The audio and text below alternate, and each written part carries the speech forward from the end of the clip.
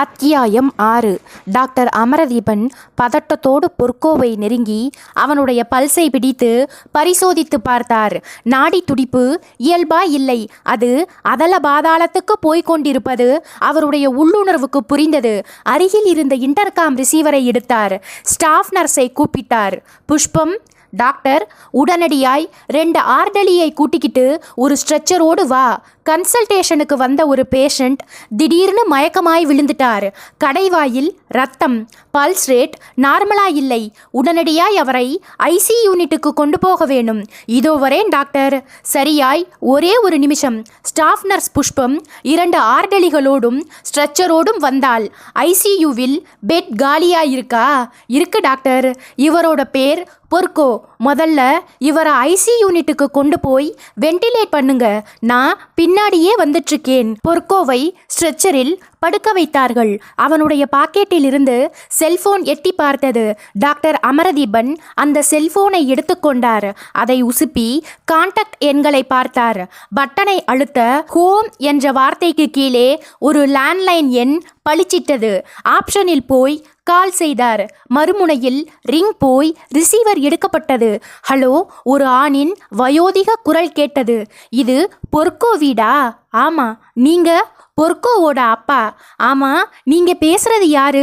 நான் டாக்டர் அமரதீபன், அமர் ஹாஸ்பிட்டலில் இருந்து பேசிட்டு இருக்கேன். கொஞ்ச நேரத்துக்கு முந்தி உங்க சன் என்கிட்ட ஒரு கன்சல்டேஷனுக்காக வந்தார். பேசிக்கிட்டு இருக்கும்போதே மயக்கமாய் விழுந்துட்டார். ஐயையோ! மறுமுனையில் அவர் பெரிய குரல் எடுத்து அழ அமரதீபன் குறுக்கிட்டார். பயப்படாதீங்க, மயக்கத்துக்கு என்ன காரணம்னு தெரியல. இப்ப அவரை ஐசி யூனிட்டில் அட்மிட் பண்ணி ட்ரீட்மெண்ட் எடுக்க இருக்கும். நீங்க உடனே புறப்பட்டு வந்தா பரவாயில்லை. டாக்டர், பொற்கோவுக்கு என்ன பிரச்சனை? அவன் எதுக்காக உங்களை பார்க்க வந்தான்? நேர்ல வாங்க. எல்லாத்தையும் போன்ல சொல்லிட்டு இருக்க முடியாது. பொற்கோவோட உயிருக்கு எந்த ஆபத்தும் இல்லையே. சாரி, இப்போதைக்கு என்னால உறுதியாய் எதையும் சொல்ல முடியாது. ப்ளீஸ் கம் இன் பர்சன் சொல்லிவிட்டு செல்போனை அணைத்தார் அமரதீபன். அத்தியாயம் 7. விவேக்கும் விஷ்ணுவும் மூணாரில் இருந்த அந்த சிறிய அரசு ஹாஸ்பிட்டலுக்கு முன்னால் இருந்த மரத்தடியில் நிறுத்தி வைக்கப்பட்டிருந்த காருக்குள் உட்கார்ந்திருந்தார்கள். பெரிய பெரிய பைன் மரங்கள் சுற்றிலும் தூண்கள் மாதிரி தெரிய பனிப்புகை அவற்றுக்கு நடுவில் ஸ்லோ மோஷனில் நகர்ந்து கொண்டிருந்தது. குளிர் காற்றில் கலந்து உடம்பை ஊசியாய் துளைத்தது. பாஸ், வனத்துறை எழுதி வச்சிருக்கிற போர்டை பார்த்தீங்களா? விஷ்ணு சுட்டிக்காட்டிய திசையில் பார்வையை கொண்டு போனான் விவேக். ஒரு பெயர் பலகை பார்வைக்கு தட்டுப்பட்டது. அதில் எழுதப்பட்டிருந்த வாசகங்கள் கண்ணில் அடித்தது. மரங்களை காதலியுங்கள், ஆனால் மரத்துக்கு அடியில் காதலிக்காதீர்கள். ஃபாரஸ்ட் ரேஞ்சர் ஒரு கவிஞராய் இருப்பார் போலிருக்கு. விவேக் சொல்லிக் கொண்டிருக்கும் போதே செல்போன் கனைத்தது. எடுத்து பார்த்தான். ரூபலா. சொல்லு ரூபி, அங்கே நிலவரம் எப்படி இருக்கு? பாலச்சந்திரனோட பாடி போஸ்ட்மார்ட்டத்துக்கு போயிருக்கு. ரிப்போர்ட்டுக்காக வெயிட் பண்ணிக்கிட்டு இருக்கோம். என்ன கொடுமைங்க இது? மூணாருக்கு வந்ததும் நீங்க வெட்டியான் வேலை பார்க்க வேண்டியிருக்கு. எப்ப வருவீங்க? ரிப்போர்ட் பார்த்ததும் வரோம். மனுஷன் எப்படி செத்தார்? அதுதான் புரியாத புதிர். இடது பக்க விழாவில் ஒரு கோடு போட்ட மாதிரி தெரியுது. உடம்பிலிருந்து ஒரு சொட்டு ரத்தம் கூட வெளியே வரலை. ஆள் அழகாய் செத்து போயிருக்கார். என்னால ரூம்ல இருக்க முடியலையே. ஒரே போர். டிவி பாரு. அதுக்கு நான் சென்னையே போயிடலாம். ப்ளீஸ் ரூபி, ஒரு 2 நாள் பொறுத்துக்கோ. இந்த ரிட்டையர்டு டிஜிபி பாலச்சந்திரனோட மரணம் எப்படி நேர்ந்ததுன்னு ஒரு இன்வெஸ்டிகேட் பண்ணி ரிப்போர்ட்டை கொடுத்துட்டு வந்துடுறேன். என்னங்க இது? ஏதோ பாப்கார்ன் பொட்டலம் வாங்கி கொடுத்துட்டு வரேன்னு சொல்ற மாதிரி சொல்றீங்க நீங்க. இது எவ்வளவு பெரிய விவகாரம்? அந்த பாலச்சந்திரன் தீவிரவாதிகளோடு தொடர்பு வச்சிருக்காருன்னு சொல்லித்தானே டெல்லி சிபிஐ உங்களை அனுப்பி வச்சாங்க. உங்களுக்கு கொடுத்த அந்த அசைன்மெண்ட்டே ஒரு மெகா அசைன்மெண்ட். அவர் இப்போ மர்டர்டு பை சம்படி. இப்ப முன்னை காட்டிலும் அசைன்மெண்ட் ஹெவி ஆயிடுச்சு. நீங்க இந்த மூணாரை விட்டு சென்னைக்கு கிளம்ப எப்படியும் 1 மாசம் ஆயிடும். அதுக்குள்ள இங்கே சீசன் முடிஞ்சு மழைக்காலம் ஆரம்பமாயிடும். சேச்ச, நீ நினைக்க நினைக்கிற மாதிரி இது ஹெவி அசைன்மெண்ட் இல்ல ரூபி. உங்ககிட்ட பேசி பிரயோஜனம் இல்ல. பக்கத்துல விஷ்ணு இருக்கானா? இருக்கான். அவனை கூப்பிடுங்க. விவேக் விஷ்ணுவிடம் செல்போனை கொடுக்க அவன் வாங்கி சொல்லுங்க மேடம் என்றான். என்ன விவகாரம் பெருசாயிடுச்சு போலிருக்கு. ஆமா மேடம், பிரச்சனை ஏபிசிடியோடு நின்னுடும்னு பார்த்தோம். ஆனா அது இசட் வரைக்கும் போயிடுச்சு. ஏபிசிடியோட நிழல் காரியங்களை கண்டுபிடிக்கலாம்னு வந்தோம். அவரே இப்ப உயிரோடு இல்லை. அவரை நாடும் பாசும் வேவு பார்க்க வந்த விஷயம் யாருக்கோ தெரிய போய் தேயிலை தோட்டத்துக்குள்ள வச்சு போட்டு தள்ளிட்டாங்க. எப்படி செத்தாருன்னு தெரியல. மனுஷனோட விழா பகுதியில் ஒற்றையடி பாதை மாதிரி கோடு ஒன்று தெரியுது. அது என்னன்னு போஸ்ட்மார்டம் ரிப்போர்ட் வந்தாதான் தெரியும். கேஸ் இருக்கிற நிலவரத்தை பார்த்தா இந்த மூணாரில் நீயும் உன்னோட பாசும் 1 மாசம் தங்கியிருப்பீங்க போலிருக்கே. என்ன சொன்னீங்க மேடம்? 1 மாசமா? சான்ஸே இல்லை மேடம். சரி, எத்தனை நாள்ல கேஸை இன்வெஸ்டிகேட் பண்ணி முடிப்பீங்க? எப்படியும் 30 நாள் ஆயிடும் மேடம். நீங்க சொல்ற மாதிரி 1 மாசம் எல்லாம் ஆக வாய்ப்பே இல்லை. ரூமுக்கு வா, உன்னை பேசிக்கிறேன். ரூபலா செல்போனின் மறுமுனையில் பற்களை கடித்து கொண்டிருக்கும் போதே இன்ஸ்பெக்டர் பங்கஜாச்சன் ஹாஸ்பிட்டலின் உள்ளே இருந்து வெளிப்பட்டார். முகத்தில் சற்று அதிகப்படியான பதட்டம். சார், என்ன பங்கஜாச்சன்? பிஎம் முடிஞ்சுதா? முடிஞ்சது சார். Report ready. ரிப்போர்ட் என்ன சொல்லுது? அது சார், என்ன தயங்குறீங்க? Anything abnormal? Yes sir. Doctors உங்களை உள்ளே கூப்பிட்டாங்க. எதுக்கு? Please come sir. நேரில் பார்த்தாதான் உங்களுக்கு அந்த பயங்கரம் புரியும். பங்கஜாச்சன் சொல்லிவிட்டு முன்னால் நடக்க விஷ்ணுவும் விவேக்கும் முகம் முழுவதும் திகைப்பை பூசிக்கொண்டு பின் தொடர்ந்தார்கள். பாஸ், நடக்கிற இந்த சம்பவங்களை எல்லாம் பார்க்கும்போது எனக்கு ஒரு விஷயம் தெளிவாய் புரியுது. என்ன? மூணாரை விட்டு கிளம்ப எப்படியும் 6 மாசம் ஆயிடும் போலிருக்கு. அத்தியாயம் 8. டாக்டர் அமரதீபன் தனக்கு முன்னால் நீர் நிரம்பிய கண்களோடு நின்றிருந்த அந்த பெரியவரையும் அவருடைய மனைவியையும் 3 அழகான இளம் பெண்களையும் ஒரு கனத்த பார்வையோடு ஏறிட்டார். நீங்க தான் பொற்கோவோட அப்பாவா? ஆமா டாக்டர். உங்க பெயர் என்ன? திருச்சிற்றம்பலம். 2 வருஷத்துக்கு முன்னாடி தான் தமிழ் ஆசிரியராக இருந்து ரிட்டையர் ஆனேன். எங்கள் குடும்பத்துக்கு பொற்கோ தான் எல்லாமே. அவனுக்கு ஏதாவது ஒன்று ஆச்சுன்னா நாங்கள் யாருமே உயிரோடு இருக்க மாட்டோம். உங்கள் சன் பொற்கோ ரொம்ப நாளாவே தலைவலியால் அவதிப்பட்டு வந்திருக்கான். அது உங்களுக்கு தெரியுமா? தெரியாது டாக்டர். டாக்டரின் பார்வை பொற்கோவின் தாயின் முகத்தை நோக்கி போயிற்று. ஏமா, உங்களுக்கு தெரியுமா? தெரியாது என்பது போல் தலையை கலவரமாய் ஆட்டினாள் பொற்கோவின் அம்மா வடிவு. அண்ணனுக்கு இப்படி ஒரு பிரச்சனை இருக்குன்னு உங்க 3 பேருக்காவது தெரியுமா? தெரியாது டாக்டர். 3 பெண்களுமே கண்களில் நீர் பளபளக்க உதடுகளை பிதுக்கினார்கள். அமரதீபன் நெற்றி நிறைய ஆச்சரியப்பட்டார். வீட்டில் 5 பேர் இருந்திருக்கீங்க. யாருக்குமே பொற்கோவோட நிலைமை தெரியலன்னு சொல்றீங்க. அது எப்படி தெரியாமல் போகும்? திருச்சிற்றம்பலத்தின் குரல் தழுதழுத்தது. டாக்டர், பொற்கோ எப்பவுமே தனக்கு ஒரு கஷ்டம்னா அதை வெளிக்காட்ட மாட்டான். தனக்கு ஒரு காய்ச்சல் வந்தா கூட அதை வெளிப்படுத்திக்காம ஒரு மாத்திரையை சாப்பிட்டு படுத்துக்குவான். அதையும் நாங்களாய் கண்டுபிடிச்சாதான் உண்டு. திருச்சிற்றம்பலம் சொல்லிக் கொண்டிருக்கும் போதே ஸ்டாஃப் நர்ஸ் புஷ்பம் உள்ளே வந்தாள். கையில் சில கம்ப்யூட்டர் தாள்கள். என்ன புஷ்பம்? டாக்டர், பொற்கோவின் ஸ்கேன் ரிப்போர்ட்ஸ். அமரதீபன் அவற்றை வாங்கி பார்த்தார். நிதானமாய் படித்து பார்த்துவிட்டு லேசாய் முகம் மாறினார். பொற்கோவின் ஒட்டுமொத்த குடும்பமும் டாக்டரையே பதட்டத்தோடு பார்த்தது. டாக்டர், ஸ்கேன் ரிப்போர்ட்ல பயப்படுற மாதிரி எதுவும் இல்லையே. அமரதீபன் பெருமூச்சு விட்டார். பிறகு தோள்களை குலுக்கியபடி சொன்னார். பயப்படுற மாதிரி ஒரு பிரச்சனை இருக்கு. இன்னும் 2 நாட்களுக்குள்ளே அந்த பிரச்சனையை சரிப்படுத்தலன்னா பொற்கோவை உயிரோடு பார்க்க முடியாது. ஒட்டுமொத்த குடும்பமும் அதிர்ந்து போயிற்று. அத்தியாயம் 9. விவேக்கும் விஷ்ணுவும் இன்ஸ்பெக்டர் பங்கஜாச்சனை தொடர்ந்து அந்த சிறிய ஹாஸ்பிட்டலுக்குள் நுழைந்தார்கள். அவுட் பேஷண்ட், இன்பேஷண்ட் வார்டுகளை கடந்து ஹாஸ்பிட்டலுக்கு பின்புறம் இருந்த மார்ச்சுவரி அறைக்குள் நுழைந்தார்கள். அறைக்குள் ஏசி குளிர் நிரம்பி இருக்க ஒரு தகர மேஜையின் மேல் ரிட்டையர்டு டிஜிபி பாலச்சந்திரனின் உடல் மல்லாக்க கிடத்தி வைக்கப்பட்டிருந்தது. உடலின் மார்பு பகுதியும் தலைப்பகுதியும் திறந்திருந்தது. காற்றில் ஃபார்மலின் நெடி. போஸ்ட்மார்ட்டம் செய்த டாக்டர் சுகுமாரன் பக்கத்தில் வந்தார். மிஸ்டர் விவேக், பாலச்சந்திரன் கொடூரமான முறையில் கொலை செய்யப்பட்டிருக்கார். அவருடைய இதயம் இருந்த இடத்தில் என்ன இருக்குன்னு பாருங்க. விவேக் பார்த்தான். மூளைக்குள் ஷாக் அடித்த மாதிரியான உணர்வு. பாலச்சந்திரனின் உடலில் இதயம் இருக்க வேண்டிய இடத்தில் ஒரு உள்ளங்கை அளவுக்கு ஒரு கருங்கல் வைக்கப்பட்டிருந்தது. விவேக்கும் விஷ்ணுவும் இன்னமும் உறைந்து போன தினசில் நின்றிருக்க டாக்டர் சுகுமாரன் தொடர்ந்தார். பாலச்சந்திரன் ராத்திரியே யாராலையோ கடத்தப்பட்டு ஒரு பாதுகாப்பான இடத்துக்கு கொண்டு போகப்பட்டு கை தேர்ந்த சர்ஜன் ஒருவரால் ஆபரேஷன் செய்யப்பட்டு இதயம் எடுக்கப்பட்டிருக்கு. இதயம் இருந்த இடத்தில் அதே அளவுக்கு ஒரு கருங்கல்லை வச்சு தையல் போட்டு பாடியை தேயிலை தோட்டத்துக்கு நடுவில் கொண்டு வந்து போச்சிருக்காங்க. கொடூரமான கொலையை பண்ற அளவுக்கு அவர் மேல யாருக்கு என்ன கோபம்னு தெரியல. விவேக் அதிர்ச்சியிலிருந்து மீண்டவனாய் கேட்டான். டாக்டர், நீங்க சொல்ற ஸ்டேட்மெண்ட்டை வச்சு பார்த்தா இந்த மர்டரை ஒரு டாக்டர் தான் பண்ணி இருப்பாருன்னு சொல்ல வரீங்களா? 100%. ஏன்னா இது ஒரு ஓப்பன் ஹார்ட் சர்ஜரி மாதிரி பண்ணி இருக்காங்க. ஒரு டாக்டரை தவிர வேறு யாரும் இவ்வளவு பர்ஃபெக்டா பண்ண முடியாது. என்னோட லைஃப் டைம்ல இப்படி ஒரு மர்டரை நான் பார்த்தது இல்லை. இந்த கொலைக்கான மோட்டிவ் என்னவா இருக்கும்னு ப்ராப்பரா இன்வெஸ்டிகேட் பண்ணினா குற்றவாளியை நெருங்கிடலாம். டாக்டர் சொல்லிக் கொண்டிருக்கும் போதே இன்ஸ்பெக்டர் பங்கஜாச்சன் பக்கத்தில் வந்தார். விவேக்கை ஏறிட்டபடி பேச ஆரம்பித்தார். சார், பாலச்சந்திரனுக்கு ஒரு டாக்டர் இருக்கா. அவ பேரு சிம்ஹா. வெளிநாட்டில் படிச்ச பொண்ணு.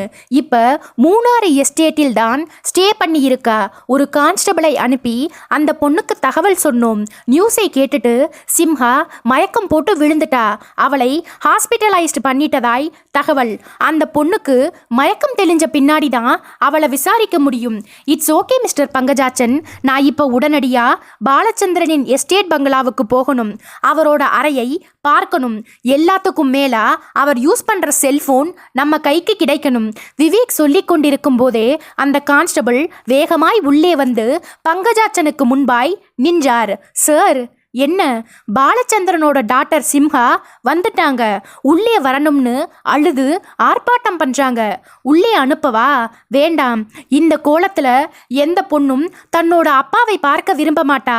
போஸ்ட்மார்டம் நடந்துட்டு இருக்கிறதாய் சொல்லு. அந்த பொண்ணை அவுட் பேஷண்ட் வார்டில் உட்காரவை. Yes sir. கான்ஸ்டபிள் நகர்ந்து போக டாக்டர் சுகுமாரன் விவேக்கிற்கு பக்கத்தில் மெல்ல வந்து நின்றார். சார், சொல்லுங்க டாக்டர். பாலச்சந்திரனோட உடம்பை போஸ்ட்மார்டம் பண்ணும்போது அவரோட இறப்பையை டைசெக்ட் பண்ணி பார்த்தோம். உள்ளே ஜீரணமாகாத உணவோடு ஒரு சிம் கார்டும் இருந்தது. பாலச்சந்திரன் அதை அநேகமாய் விழுங்கி இருக்கலாம்னு நினைக்கிறேன். அதை பத்திரமா எடுத்து வச்சிருக்கேன். சொல்லிக்கொண்டே தன் கோட் பாக்கெட்டுக்குள் கையை நுழைத்து ஒரு சிறிய பாலித்தீன் கவரில் பத்திரப்படுத்தி வைத்திருந்த அந்த சிம் கார்டை எடுத்து நீட்டினார். அத்தியாயம் 10. திருச்சிற்றம்பலம். பதறி போனவராய் டாக்டரின் கைகளை பற்றி கொண்டார். டாக்டர், நீங்க என்ன சொல்றீங்க? என்னோட மகன் பொற்கோவுக்கு என்ன பிரச்சனை? டாக்டர் அமரதீபன் தன் கையில் இருந்த ஸ்கேன் ரிப்போர்ட்டை மறுபடியும் ஒரு தடவை கவலையாய் பார்த்துவிட்டு சொன்னார். உங்க சன் பொற்கோவுக்கு தலையில் எந்த பிரச்சனையும் இல்லை. அவருக்கு அடிக்கடி தலைவலி வந்ததுக்கு காரணம் வயிற்றில் இருக்கிற ஒரு விபரீதமான பிரச்சனை தான். பொற்கோவின் அம்மா வடிவு அழுது கதறிக்கொண்டே கேட்டாள். அவனுக்கு வயிற்றுல என்ன பிரச்சனை டாக்டர்? அம்மா, இது மாதிரியான ஒரு பிரச்சனை லட்சத்துல ஒருத்தருக்கு தான் வரும். அது உங்க பையனுக்கு வந்திருக்கு. இது ஒரு வைரஸால வர நோய். அந்த வைரஸுக்கு பெயர் ஸ்கிரால் ஸ்பைரோ. இது ஒரு விஷ வைரஸ். உடம்புக்குள்ளே இரத்த ஓட்டத்தில் பயணம் பண்ணிட்டே இருக்கும். எந்த ஒரு உறுப்பிலும் நிரந்தரமாய் தங்காது. ஆனா குறிப்பிட்ட ஒரு சில நிமிடங்களுக்கு மட்டும் மூளையின் முகுளம் பகுதியில் ஒட்டுமொத்தமாய் தங்கி ரெஸ்ட் எடுக்கும். அப்படி அந்த வைரஸ்கள் ரெஸ்ட் எடுக்கும் போதுதான் தலைவலிக்கும். அந்த தலைவலிதான் பொற்கோவுக்கு ஏற்பட்டிருக்கு. இதை இதுக்கு முன்னாடி பார்த்த டாக்டர் சரியாய் டயகனைஸ் பண்ணலை. தலையை மட்டும் ஸ்கேன் பண்ணி பார்த்திருக்கார். தலையை ஸ்கேன் பண்ணி பார்த்தா அந்த வைரஸ்கள் தட்டுப்படாது. வயிற்றை ஸ்கேன் பண்ணி பார்த்தாதான் தெரியும். பொற்கோவின் 3 தங்கைகளும் ஒட்டுமொத்தமாய் டாக்டர் அமரதீபனின் கால்களில் அழுது கொண்டே விழுந்தார்கள். டாக்டர், எங்க அண்ணனை எப்படியாவது காப்பாத்திடுங்க டாக்டர். அவர் இல்லைன்னா நாங்க யாருமே உயிரோடு இருக்க மாட்டோம். அமரதீபன் பெருமூச்சு விட்டார். இதோ பாருங்கம்மா, நான் ஒரு டாக்டர், அவ்வளவுதான், கடவுள் கிடையாது. இந்த ரூம்ல எனக்கு பின்னாடி இருக்கிற சுவரில் எத்தனை சாமிகள் போட்டோக்கள் இருக்கு பாரு. பிள்ளையார்பட்டி விநாயகர் முதல் திருப்பதி வெங்கடாசலபதி வரை வரிசையாய் போட்டோக்கள். நான் நோயாளிகளுக்கு வைத்தியம் பார்க்கிற ஒரு கருவி, அவ்வளவுதான். உங்க அண்ணனின் உடம்பில் இருக்கிற ஸ்கிரால் ஸ்பைரோ வைரஸ் இப்போ எண்ணிக்கையில் அதிகமா இருக்கு.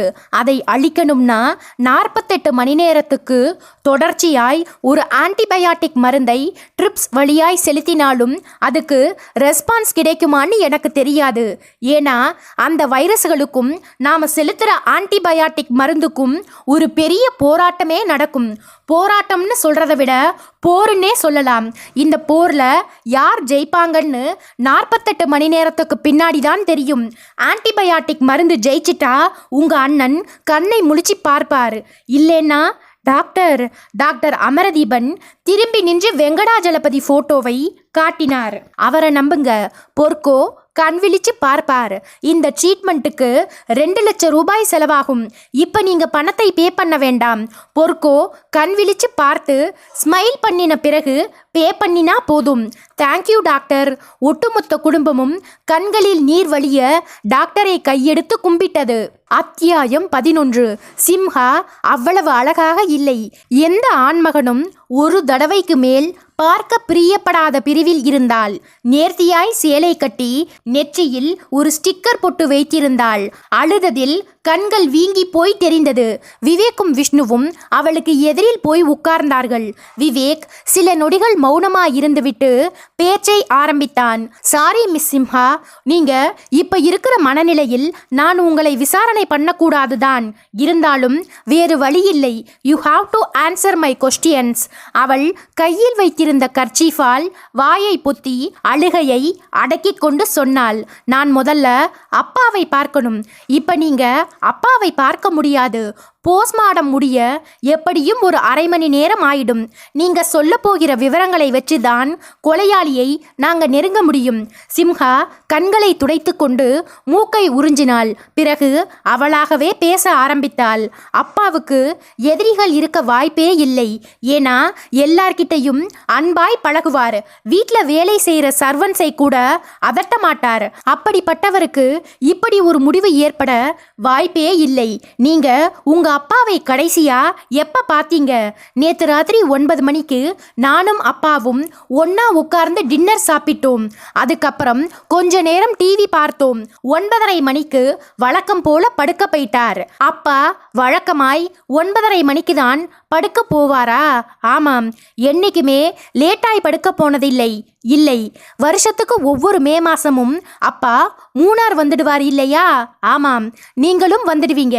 ஆமா, அப்பா 9:30 மணிக்கு பெட்ரூமுக்கு படுக்க போனதும் நீங்களும் உங்க பெட்ரூமுக்கு படுக்க போயிடுவீங்க இல்லையா? ஆமாம், நீங்க போனதும் படுத்துடுவீங்களா? ஆமாம், உடனே தூங்கியும் போயிடுவீங்க. ஆமா, என்னைக்காவது ஒரு நாள் 9:30 மணிக்கு மேல் அப்பாவோட ரூமுக்கு போய் அவர் ரூம்ல இருக்காரான்னு பார்த்துருக்கீங்களா? சிம்ஹா விவேக்கை குழப்ப முகத்தோடு பார்த்தாள். சார், நீங்க கேட்குற கேள்விகளோட அர்த்தம் எனக்கு புரியல.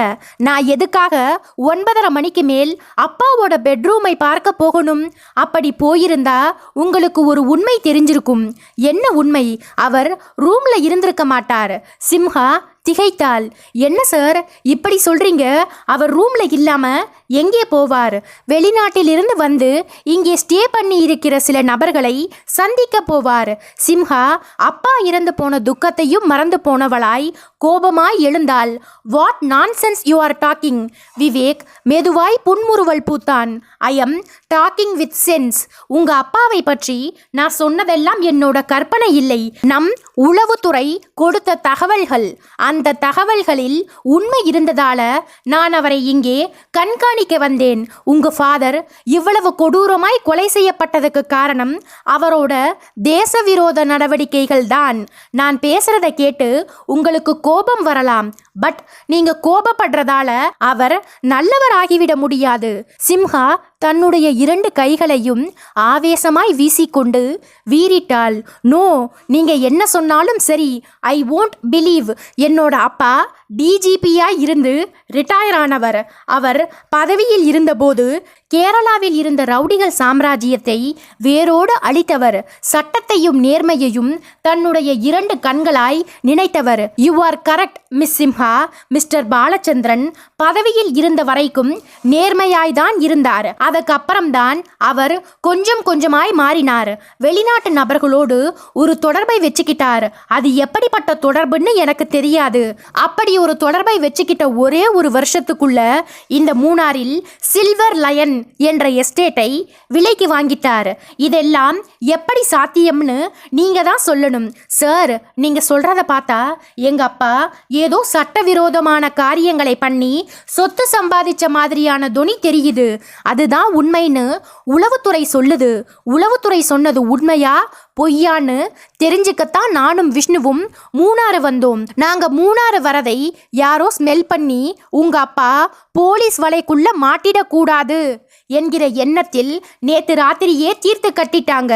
அந்த கொலையாளி யாருங்கிறதை நாங்க கண்டுபிடிக்கணும்னா நீங்க எங்களுக்கு ஒத்துழைப்பு தரணும். சார், என்னுடைய அப்பா கொலையானது பற்றி கூட இப்ப என்னால கவலைப்பட முடியல. நீங்க சொல்ற விஷயங்களை கேட்கும்போது தான் கவலையாய் இருக்கு. அப்பா டிஜிபி பதவியில் இருந்து ரிட்டையர் ஆனதும் ஏதாவது பிஸ்னஸ் பண்ணணும்னு நினைச்சாரு. அந்த சமயத்தில் சில வெளிநாட்டு தொழிலதிபர்களோடு பேசினார். சில ஏஜென்சிகளை எடுத்தார். பிஸ்னஸ் முழுவதுமே டெலிஃபோனிக் கான்வர்சேஷன் தான். கமிஷன் நிறைய வந்தது.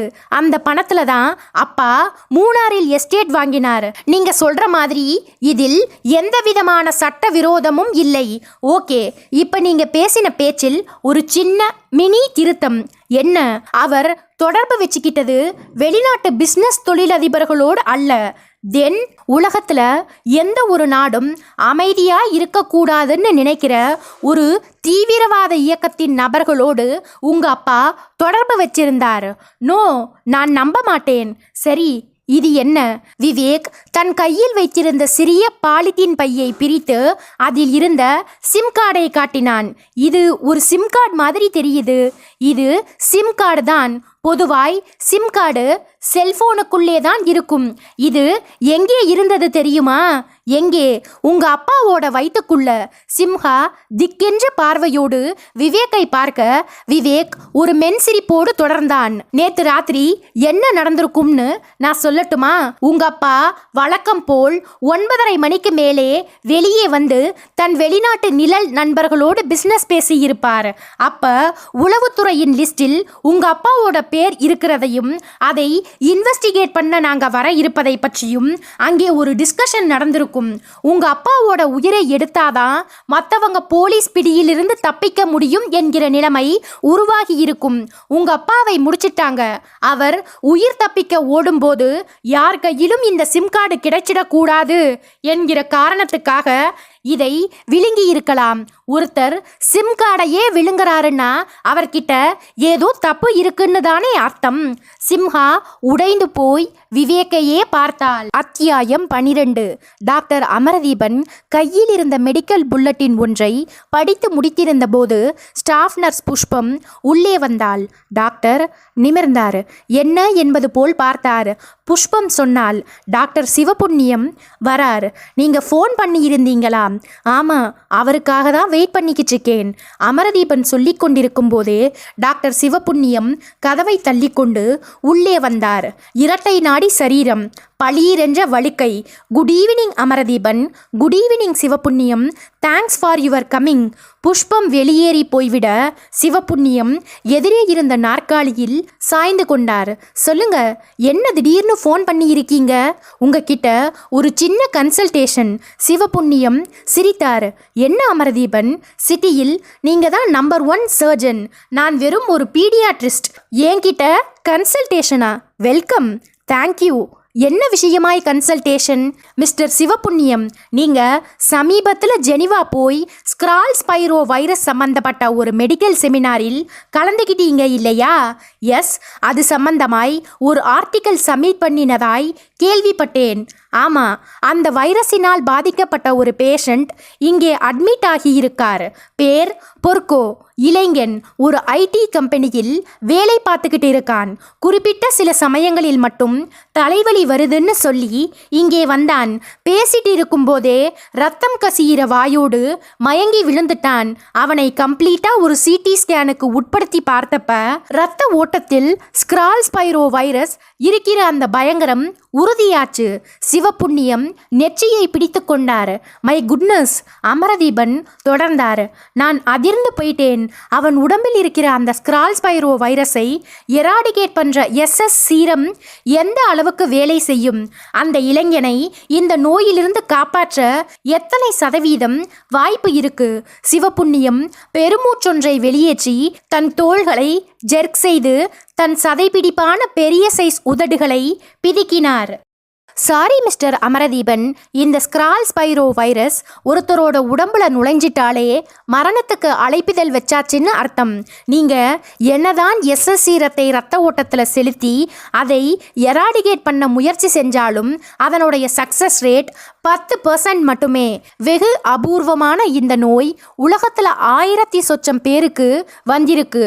அவங்கள ஒருத்தர் கூட பிழைக்க முடியலை. நான் அந்த இளைஞனோட ஸ்கேன் ரிப்போர்ட்ஸை பார்க்கலாமா ப்ளீஸ் சொன்ன அமரதீபன் தன்னுடைய மேஜையின் ஓரத்தில் வைக்கப்பட்டிருந்த கவரை எடுத்து நீட்ட சிவபுண்ணியம் வாங்கி பார்த்தார். சில நிமிடங்கள் செலவழித்து ஸ்கேன் ரிப்போர்ட்டுகளை படித்து பார்த்துவிட்டு மறுபடியும் அனலாய் பெருமூச்சொன்றை வெளியேற்றினார். Very very critical. பேஷண்ட்டுக்கு ஒரு ஸ்டமக் ஓப்பன் சர்ஜரி அவசியம். டிஜிட்டல் ஸ்கேன் மூலமாய் அந்த வைரஸை லொக்கேட் பண்ணணும். அதை லொக்கேட் பண்ணி வைரஸை அழிக்கிறதுக்காக எஸ்எஸ் சீரத்தை செலுத்தும் போது உயிருக்கு ஆபத்து ஏற்பட 90% வாய்ப்பு இருக்கு. பாவம் அந்த குடும்பம். வயசான அப்பா, அம்மா, கல்யாணமாகாத 3 sisters. Is there any alternative treatment? Sivapunniyam தீர்க்கமாய் தலையாட்டினார். என்ன அமரதீபன், ஒரு பேஷண்ட் மாதிரி என்கிட்ட கேள்வி கேட்டுக்கிட்டு இருக்கீங்க. நாம் என்ன பண்ண முடியும்? ஆஸ் அ டாக்டர் நாம் நம்ம கடமையைத்தான் பண்ண முடியும். பிழைக்கிறதும் பிழைக்காததும் அவங்கவங்க தலையெழுத்து. ஆப்ரேஷனை பண்ணி பாருங்க, அப்புறம் கடவுள் விட்ட வழி. எழுந்து கொண்டார் சிவபுண்ணியம். அத்தியாயம் 13. சில்வர் லைன் எஸ்டேட் பங்களா ஒரு குட்டி கடல் மாதிரி பறந்திருந்தது. ஏபிசிடியின் காரியங்கள் முடிந்த 2வது நாள் சிம்ஹா மாடியில் இருந்த தன்னுடைய அப்பாவின் அறையை காட்டினாள். இதுதான் அவரோட ரூம். விவேக்கும் விஷ்ணுவும் அறைக்குள் நுழைந்தார்கள். 2 கண்ணாடி பீரோக்கள் முழுவதும் புத்தகங்கள். விவேக் ஒரு பீரோவை திறந்து ஒவ்வொரு புத்தகமாய் எடுத்து பார்த்தான். Law and order of USA, about Interpol, a policeman plus 365 days, check and meet, tell of a terrorist, he. விவேக்கின் முதுகுக்கு பின்னால் இருந்து சிம்ஹா சொன்னாள், இது எல்லாமே அப்பா எழுதின புத்தகங்கள். கடைசியாய் அவர் எழுதின புத்தகம் silence is the best language. அப்பா ஒரு நல்ல எழுத்தாளர். உளவுத்துறை உங்களுக்கு அனுப்பின செய்திகள் எல்லாமே பொய்யானவை. யாரோ வேண்டாதவங்க பண்ணின வேலை இது. சரி, உங்க அப்பாவோட மரணத்துக்கு யார் காரணமாக இருக்க முடியும்னு நினைக்கிறீங்க? எனக்கு தெரியல. உங்க மதர் ஒரு ரோடு ஆக்சிடென்ட்டில் இறந்து போனதாய் கேள்விப்பட்டேன். உண்மையா? ஆமாம். எத்தனை வருஷம் இருக்கும்? 2 வருஷத்துக்கு முன்னாடி. விபத்து எப்படி நடந்தது? அம்மா எப்பவும் காலையில் 5 மணிக்கு எந்திரிச்சு வீட்டுக்கு பக்கத்தில் இருக்கிற ரேஸ்கோர்ஸ் ரோட்டில் வாக்கிங் போவாங்க. அப்படி வாக்கிங் போன போது வேகமாய் வந்த ஒரு கார் மோதி ஸ்பாட்டிலேயே இறந்துட்டாங்க. அது யாரோட கார் தெரியலையே. Hit and run. கார் விபத்தை ஏற்படுத்திட்டு நிற்காம போயிடுச்சு. போலீஸ் அந்த காரை கண்டுபிடிக்கலையா? கண்டுபிடிக்கலை. ஏன் கண்டுபிடிக்க முடியலைன்னு யார் சொன்னது? போலீஸ் தான். அதை நீங்கள் நம்பிட்டீங்களா? ஆமாம், போலீஸ் சொன்னா நம்பத்தானே வேணும். போலீஸ் சொன்னா நம்பணும்னு ஏதாவது சட்டம் இருக்கா? சிம்ஹா விவேக்கை ஒரு கோப பார்வையோடு ஏறிட்டாள். சார், நீங்க பேசுற பேச்சு சரியில்லை. என்னோட அப்பா டிஜிபியாய் வேலை பார்த்தவர். அவரோட நேரடி மேற்பார்வையில்தான் விசாரணை நடந்தது. அம்மா மேல மோதி அவர் மரணத்துக்கு காரணமான அந்த காரை கண்டுபிடிக்க முடியல. மிஸ் சிம்ஹா, நீங்க உங்க அப்பாவோட ஒரு பக்கத்தை மட்டுமே பார்த்துட்டு வந்திருக்கீங்க. அதனால்தான் உங்களுக்கு நிறைய விஷயங்கள் தெரியல. உங்க மதரை விபத்து என்கிற போர்வையில் தீர்த்து கட்டியதே திருவாளர் உங்க அப்பா தானே? என்னது, என்னோட அப்பாவா? ஆமாம். அப்படின்னு யார் சொன்னது? நீதிதேவன். நீதிதேவனா? இன்னைக்கு விடிகாலையில் ஹோட்டலில் நான் அயர்ந்து தூங்கிட்டு இருந்தப்ப என்னோட அறையில் இருந்த லேண்ட்லைன் டெலிஃபோன் கூப்பிட்டது. எடுத்து யாருன்னு கேட்டேன். ஒரு ஆண் குரல் பேசியது. அதை அப்படியே என் செல்போனில் ரெக்கார்ட் பண்ணிட்டேன். அந்த பேச்சை நீங்க கேட்டா உங்களுக்கு உங்க அப்பாவோட இன்னொரு பக்கம் எவ்வளவு இருட்டாய் இருந்தது என்கிற உண்மை தெரியும். விவேக் சொல்லிக்கொண்டே தன் செல்போனை எடுத்து ரெக்கார்டிங் செய்திருந்த ஆடியோவை ஆன் செய்தான். குரல்கள் கேட்டன. Mister Vivek holding. Sorry sir, உங்க தூக்கத்தை கெடுத்துட்டேன். No problem. நீங்க யாரு? எனக்கு மரியாதை எல்லாம் வேண்டாம் சார். என்னை நீ வா போனே கூப்பிடலாம். சரி, நீ யாரு? இப்போதைக்கு என்னுடைய பெயர் நீதிதேவன். நான் உங்ககிட்ட ஒரு 2 நிமிஷம் பேசலாமா? 20 நிமிஷம் கூட பேசலாம். சாரி சார், இது பப்ளிக் டெலிஃபோன் பூத். 2 நிமிஷத்துக்கு மேலே பேசினா நான் மாட்டிக்குவேன். என்ன சொல்ல போற? ரிட்டையர்டு டிஜிபி பாலச்சந்திரனோட மர்டர் மேட்டரை பற்றி பேப்பர்லையும் டிவியிலையும் பார்த்தேன். மனசுக்கு சந்தோஷமா இருந்தது. என்னை பொறுத்த வரைக்கும் எனக்கு இன்னைக்கு தான் தீபாவளி. நேற்று ராத்திரி பட்டாசு விடிச்சேன். பக்கத்தில் இருந்த அகர்வால் கடைக்கு போய் ஸ்வீட் சாப்பிட்டேன். ரிட்டையர்டு டிஜிபியோட மரணம் உனக்கு ஒரு தீபாவளியாய் மாற என்ன காரணம்? அந்த மனுஷன் தன்னோட பொண்டாட்டியையே வாக்கிங் போகும்போது தீர்த்து கட்டின மகா பாவி சார். நீ என்ன சொல்ற? உண்மையை சொல்லிட்டு இருக்கேன் சார். அந்த மாஜி டிஜிபி ஒரு பக்கா உமனைசர் சார். பதவியில் இருந்தபோது ஒரு நடிகையோடு தொடர்பு வச்சிருந்தான். அதை தவிர நிறைய பெண்கள் பதவியில் இல்லாத போதும் அது தொடர்ந்தது. பெண்ணுக்கு கல்யாணம் பண்ண வேண்டிய வயசில் இது தேவையான பொண்டாட்டி கண்டிச்சா, தட்டி கேட்டா, தினமும் சண்டை போட்டா. தன்னோட சந்தோஷத்துக்கு தடையா இருந்த பொண்டாட்டியை ஒரு ஆளை ஏற்பாடு பண்ணி போட்டு தள்ளிட்டான் மனுஷன். போட்டு தள்ளினது அந்த ஆளுக்கு தெரிஞ்ச ஒரு பழைய குற்றவாளி. ஒர்க் ஷாப் வச்சிருந்த அவன் ஒரு பழைய அம்பாசிடர் காரில் வேகமாய் வந்து வாக்கிங் போயிட்டு இருந்த அந்த அம்மா மேலே மோதி ஸ்பாட்லையே தீர்த்து கட்டிட்டு பறந்துட்டான். நீ சொல்றதெல்லாம் உண்மையா? நம்ம நாட்டுக்கு சுதந்திரம் வாங்கி கொடுத்த மகாத்மா காந்தி மேல் சத்தியம். நான் சொல்றதெல்லாம் சத்தியமான உண்மை சார். சரி, இதெல்லாம் உனக்கு எப்படி தெரியும்? மாஜி டிஜிபியோட பொண்டாட்டியை தீர்த்து கட்டின ஆள் எனக்கும் தெரிஞ்சவன் தான் சார். போன மாசம்தான் கேன்சர் வந்து செத்து போனான். அவன் சாகரத்துக்கு 1 மாசத்துக்கு முந்திதான் என்கிட்ட உண்மையை சொல்லி அழுதான். நான் பண்ணின பாவத்துக்கு ஆண்டவன் கூலி கொடுத்துட்டான்னு சொல்லி புலம்பினான். நான் உன்னை நேரில் பார்க்கணுமே. நீதிதேவனை எல்லாம் பார்க்கக்கூடாது சார். அவன் சொல்றதை மட்டும் கேட்டுக்கணும். சரி, மாஜி டிஜிபியை தீர்த்து கட்டினது யாரு? அந்த புண்ணியவான் யாருன்னு எனக்கு தெரியாது சார். அது யாரா இருந்தாலும் சரி, என்னோட வாழ்த்துக்களை சொல்லிடுங்க. ஏன்னா உங்களை பற்றி எனக்கு தெரியும். குற்றவாளி யாரா இருந்தாலும் சரி, உங்ககிட்ட இருந்து அவன் தப்பிக்கவே முடியாது. இந்த இடத்தில் செல்போனின் ஆடியோ ரெக்கார்டிங் நின்றது. விவேக் செல்போனை அணைத்துவிட்டு கேட்டான். பேச்சை கேட்டீங்களா சிம்ஹா? அவள் முகம் வெகுவாய் மாறியிருந்தது. பதில் பேசாமல் தலை குனிந்திருந்தாள். பேசாம இருந்தா என்ன அர்த்தம்? கண்ணீரோடு நிமிர்ந்தாள் சிம்ஹா. உதடுகள் துடிக்க பேச ஆரம்பித்தாள். சார், நீதிதேவன் என்கிற பேரில் அவன் சொன்னதெல்லாம் உண்மைதான். அப்பா அவ்வளவு நல்லவர் இல்லை. வெளி உலகத்துக்கு அவர் தன்னை நல்லவர் போல் காட்டிக்கிட்டார். அவர் ஒரு உமனைசர் என்பதும் உண்மைதான். இதனாலேயே அம்மாவுக்கும் அப்பாவுக்கும் அடிக்கடி சண்டை வரும். அந்த நேரத்தில் வீடு ஒரு போர்க்களம் மாதிரி இருக்கும். உங்க மதரை உங்க ஃபாதர் தான் ஆள் ஏற்பாடு பண்ணி விபத்து என்கிற போர்வையில் தீர்த்து கட்டிட்டாருன்னு அந்த நீதிதேவன் சொன்னது உண்மையா சிம்ஹா? மௌனித்தாள். சொல்லுங்க சிம்ஹா, அவன் சொன்னது உண்மையா? உண்மைதான். பட் இந்த உண்மை எனக்கு அம்மா இறந்து ஒரு 6 மாசம் கழிச்சுதான் தெரியும். எப்படி தெரியும்? அப்பா ஒரு நாள் ராத்திரி நான் வீட்டில் இல்லைன்னு நினச்சிட்டு செல்ஃபோனில் யார்கிட்டையும் இனிமே எந்த பிரச்சனையும் இல்லை, என்னோட ஒய்ஃப் இறந்தது ஆக்சிடெண்ட்டில் தான்னு போலீஸில் ரெக்கார்ட் ஆயிடுச்சு, அதை ஒரு ஹிட் அண்ட் ரன் கேஸாய் ட்ரீட் பண்ணி ஃபைலை க்ளோஸ் பண்ணிட்டாங்கன்னு சொல்லிட்டு இருந்தார். அதை கேட்டு நான் அதிர்ச்சி ஆயிட்டேன். ஆனால் அப்பாவை போலீஸில் காட்டி கொடுக்க எனக்கு மனசு வரல. எனக்கு உண்மை தெரிஞ்ச மாதிரியும் காட்டிக்கல. இந்த வீட்டில் நான் வாழ்ந்த நாட்கள் அதுக்கப்புறம் எனக்கு ஒரு நரகமாவே இருந்தது. அப்படின்னா அந்த நீதிதேவன் சொன்னதெல்லாம் வார்த்தைக்கு வார்த்தை உண்மை. ஆமா, அந்த நீதிதேவனை நீங்க பார்க்க விரும்புறீங்களா சிம்ஹா? சிம்ஹாவின் கண்களில் ஆச்சரியம் அலையடித்தது. பார்க்க முடியுமா? பார்க்கலாமே. எப்போ? இப்பவே, இந்த நிமிஷமே. எங்கே? இங்கே என்ற விவேக் பக்கத்தில் நின்றிருந்த விஷ்ணுவை காட்டினான். இதோ நீதிதேவன், இவர் மிஸ்டர் விஷ்ணு தானே? விஷ்ணு பெரிதாய் சிரித்தான். விஷ்ணுதான். நேத்து ராத்திரி மட்டும் நீதிதேவனாய் மாறி பாஸ் கிட்ட பேசினேன். எல்லாமே பாஸோட பிளான் தான் சிம்ஹா. நானும் பாஸும் மூணாருக்கு வரத்துக்கு முன்னாடியே உங்க அப்பாவை பற்றின நிறைய தகவல்களை கலெக்ட் பண்ணினோம். அந்த தகவல்கள்ல எது உண்மை எது பொய்ன்னு தெரியாம குழம்பினோம். அதுல ஒரு தகவல், உங்க மதர் ஏர்லி மார்னிங் வாக்கிங் போகும்போது கார் மோதி இறந்து போனது.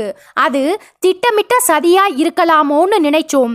அப்புறம் இன்னொன்று, அவர் இரவு 10 மணிக்கு மேல் மூணாரிலிருந்து 16 கிலோமீட்டர் தூரத்தில் இருக்கிற மட்டுப்பட்டி அணைக்கட்டுக்கு போய் அங்கே டூரிஸ்டுகள் போல் வந்திருக்கும் வெளிநாட்டு நபர்களோடு பேசுகிறார் என்பது. இந்த தகவல்கள் எல்லாம் எந்த அளவுக்கு உண்மை என்று பாசுக்கும் தெரியாது, டெல்லி சிபிஐக்கும் தெரியாது. உங்க ஃபாதர் டிஜிபி என்ற பெரிய பதவியில் இருந்தவர் என்பதால் வேவு பார்க்கவும் இன்வெஸ்டிகேஷனை ஆரம்பிக்கவும் பாஸ் பயந்தார். ஒரு கட்டத்தில் உங்க ஃபாதரை பற்றி விபரீதமான தகவல்கள் வரவும் பொறுத்தது போதும்னு சிபிஐ சேர்மன் என்னோட பாஸை மூணாருக்கு போய் அதிரடியாய் விசாரணையை ஆரம்பிக்க சொன்னார். பாஸ் மூணாறு மண்ணை மிதிச்சு முழுசாய் 1 மணி நேரம் கூட ஆகலை. உங்க ஃபாதர் மர்டர்டு பை சம்படி. அவர் கொலை செய்யப்பட்டது எங்களுக்கு ஒரு பெரிய அதிர்ச்சி. அவர் யாரால் கொலை செய்யப்பட்டார் என்கிற ஒரு பெரிய கேள்விக்கு விடை தெரியணும்னா எங்க கிட்ட இருக்கிற சின்ன சின்ன கேள்விகளுக்கு விடைகள் வேணும். அதனால்தான் நான் நீதிதேவனாய் நடிச்சு அந்த கேள்விகளுக்கான விடைகளை வெளியே கொண்டு வர வேண்டியதாயிடுச்சு. சிம்ஹா இன்னமும் அதிர்ச்சியிலிருந்து மீளாமல் இருக்க விவேக் தொடர்ந்தான். உங்க ஃபாதர் நிறைய தப்புகள் பண்ணி இருக்கார். சிலது சட்டத்துக்கு விரோதமானவை, சிலது மனசாட்சிக்கு விரோதமானவை. அதனால்தான் அவரை கொலை செய்தவர்கள் அவருடைய உடம்பில் இருக்கிற இதய பகுதியை எடுத்துட்டு அந்த இடத்துல கல்லை வச்சு இருக்காங்க. கொலையாளி ஒரு டாக்டராய் கூட இருக்கலாம். உங்க ஃபாதருக்கு ரொம்பவும் பழக்கமான டாக்டர்ஸ் யார் யாருன்னு சொல்ல முடியுமா? அப்பாவுக்கு பழக்கமான டாக்டர்ஸ் 2 பேரு திருவனந்தபுரத்தில் இருக்காங்க. ஒருத்தர் பேர் வர்கீஸ், இவர் பல்மனரி சர்ஜன். இன்னொருத்தர் சர்ஜ்மோன், டயபெட்டிக் ஸ்பெஷலிஸ்ட். கொஞ்ச நாளா அவங்களும் அப்பாவை பார்க்க வரதில்லை. ஏன்? காரணம் தெரியல. ஒருவேளை உங்க ஃபாதரோட நடவடிக்கைகள் அவங்களுக்கு பிடிக்காமல் போயிருக்கலாமோ? இருக்கலாம். அப்பாவோட வயித்துல ஒரு சிம் கார்டு இருந்ததாய் சொன்னீங்களே, அதன் மூலமாய் ஏதாவது விவரம் தெரிஞ்சுதா சார்? இல்லை, அந்த சிம் கார்டு வயிற்றில் இருக்கிற ஜீரண நீர்களால் பாதிக்கப்பட்டு செயலிழந்து போயிருந்தது. அதே மாதிரி உங்க ஃபாதர் உபயோகிச்ச செல்போன்ல இருந்த விவரங்களும் டெலீட் செய்யப்பட்டிருந்தது. யாரோ திட்டம் போட்டு ரொம்பவும் புத்திசாலித்தனமாய் இந்த படுகொலைகளை பண்ணி இருக்காங்க. அது தவிர விவேக் சொல்லிக் கொண்டிருக்கும் போதே செல்போன் அழைத்தது. டிஸ்பிளேயில் சிபிஐ தலைவரின் எண். சார், விவேக், நீங்க இப்ப எங்கே இருக்கீங்க? மாஜி டிஜிபியின் வீட்டில். அவரோட டாக்டர் சிம்ஹாவை என்கொயரி பண்ணிக்கிட்டு இருக்கேன். நாம எதிர்பார்க்காத சில உண்மைகள் வெளியே வந்துகிட்டு இருக்கு. இன்னும் 2 நாள்ல எப்படியும் 1 நிமிஷம் விவேக். சொல்லுங்க சார். நீங்க உடனே மூணாரிலிருந்து புறப்பட்டு மதுரைக்கு வரணும். Any urgency? எஸ். உங்களுக்கு மதுரை வேந்தன் என்கிற அரசியல் பிரமுகரை தெரியுமா? பேர் கேள்விப்பட்டிருக்கேன் சார், பட் பார்த்தது கிடையாது. இனிமேலும் அவரை நீங்க பார்க்க முடியாது சார்.